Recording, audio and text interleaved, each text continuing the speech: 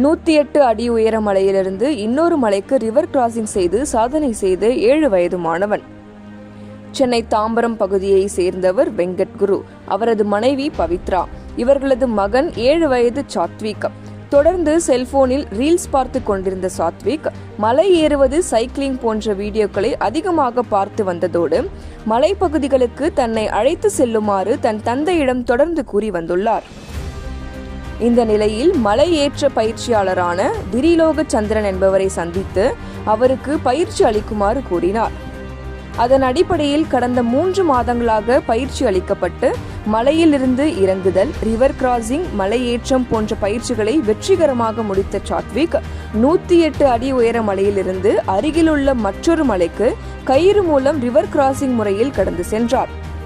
சிறிய வயதில் உயரமான மலையில் ரிவர் கிராசிங் செய்து சாதனை படைத்ததை noble book of world record என்ற அமைப்பு உலக சாதனையாக அங்கீகரித்து சான்றிதழ் மற்றும் பதக்கங்களை வழங்கி பாராட்டியது.